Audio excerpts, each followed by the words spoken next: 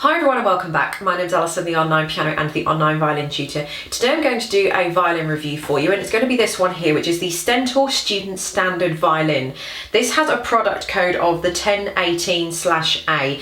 So I think, as far as I'm aware, in the UK, the Stentor violins are more commonly known by their name, so i.e. the Stentor Student Standard Violin or the Stentor 2, the Stentor 1. In the USA, they have a number to them, which is more commonly used. So I get some of you asking questions, you know, the Stentor 1500, which one is that? So, for example, this one is the 1018/A. So you can identify that, but it's exactly the same thing. It's the Stentor Student Standard or the 1018/A. So first of all, this is what the company say about themselves. So according to them, Stentor are the leading manufacturer of student stringed orchestral instruments worldwide. And they are the UK's leading independent distributor of musical instruments, developing and representing some of the best quality musical brands. They supply the music retail trade in the UK and Ireland with a wide range of quality instruments, parts and accessories. So that's what Stentor say about themselves. On my iPad here, I'm going to tell you what they say about the Stentor Student Standard Violin. It's solid tone woods, blackened hardwood fingerboard, which is that bit there, inlaid perfing, which is the little black kind of the two little black lines, if you like, that go around the violin. Tailpiece with integral adjusters. So it looks to me, I'm not sure what the adjusters are made of. I don't think they're gold plated, but they look like they're certainly the kind of golden colour anyway. A wood bow with ebony frog, which is quite nice, and a lightweight case as well. This violin is available in various places in the UK. I'll see if I can list some links directly from some shops that you can buy it from in the UK and where you can buy it from in America as well. But roughly, depending on where you're buying from, obviously, in the UK it retails for around about £80 and in America around about $70. Just to give you guys just a rough idea of price. But like I said, it just does depend on where you buy it from. So I'm going to start off by playing a little something so you can hear what it was like, and then I shall go through some pros and cons and summary.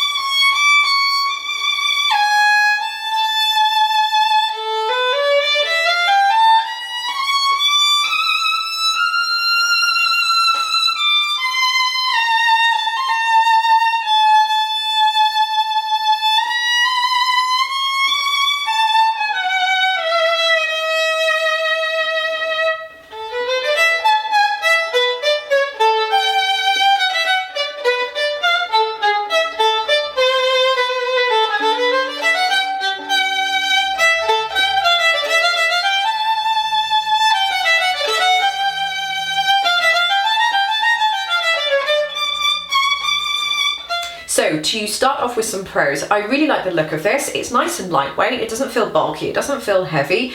Like I said before, it was really, really nice to tune. The tuners work really well. Also, for the money, which is around about £80, $70 or something like that, I think it's really, really good quality. I can't really, if I'm sitting here kind of picking holes, I can't really see anything that sort of looks a bit sort of dodgy about it, if you know what I mean. It all looks very, very well finished. Yeah, you've got quite a nice high gloss feel. It looks to me like the back is a two-piece, because I can see a little line going down the middle. Not that it makes an awful lot of difference to you guys anyway, but just for anybody out there who wants to know. Yeah, so it looks and it feels really nice. The tone that I can get from when I'm playing is actually not a bad tone. I wouldn't say it has a particular flavour to it, but for that kind of price, you're not expecting a flavour. For that kind of money, for those sorts of violins, you know, you're talking kind of 60, 70, 80, anything under $100 or anything under £100 in the UK, you're not looking for the tone, because you're just not going to get anything from the tone. So you can't think to yourself, I want something warm, I want something sweet, I want something like this, I want something. You're not going to get that for that kind of price. If you want to go into tones and flavours, you're going to be looking at spending well into the hundreds of pounds or dollars. So for under £100 or under $100, you are looking for the quality and you're looking for the feel. So this feels really nice. It sounds really nice as well. So it doesn't have a particular flavour or anything like that, but it doesn't sound scratchy. I'm not hitting any of the other strings from the bridge, so I can see that the bridge is quite nicely slanted. I don't know if how much of that the camera is actually picking up. But I'm not hitting any other strings, as you can hear. I don't have to work particularly hard at not hitting any other strings. So the feel of it is very nice. So it doesn't feel, you know, I don't want to be throwing it about the place. You know, I want to kind of look after it, even though it is under £100 or $100. So that's quite nice about it. So going on to the cons, there isn't really anything. I suppose if I'm being really picky, I just don't like the chin rest. But as you guys know, on my violin that I've got one of those Molko chin rests. You've probably recognised it because it's got kind of the crisscross kind of hatching pattern going on there. The reason why I'm just a bit funny, because I don't use a shoulder rest. I just have the violin directly underneath my chin and on my shoulders, as you guys know. But this is just a little bit thick for me. It's certainly not a reason not to buy the violin. That's just I'm just think of me as Princess and the Pea. I'm just very specific with my chin rest, and that's just me. But you know, that's a whole separate matter. If you want to go and get a different chin rest to kind of thin it out a bit, that's up to you. You might find that's all right. You might actually prefer the thickness, depending on whether you're using a shoulder rest or, you know, anything like that. So that's just a minor negative point just for me, for comfort. But like I say, if it was me, I'd just take that off and put the other one on, and that's fine. The only other thing is it just comes with factory strings. So I did have to work a little bit hard to get a nice sound out of the strings. So I think if you did put a set of dominants on this, the Stentor 2 that I do actually have, I've decided to put a set of dominants on that one, just because I do play that often. Sometimes I play that if, you know, I'm outside, or, you know, whatever it is I'm kind of doing with that. So I did put a set of dominants on that, and it doesn't give the violin an actual flavour, because you're still not going to get that from cheaper violins, but it did make it sound a lot better. The strings did warm it up a bit. It did sound a bit cold without it.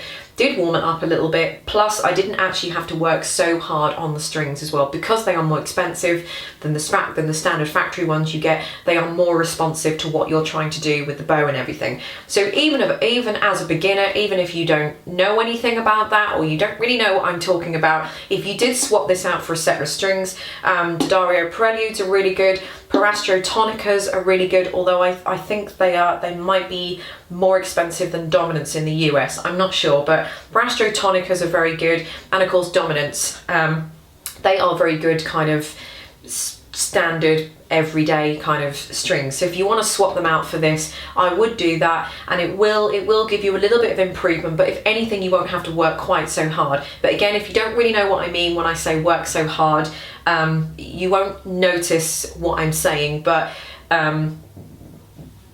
you'll be thanking me later down the line.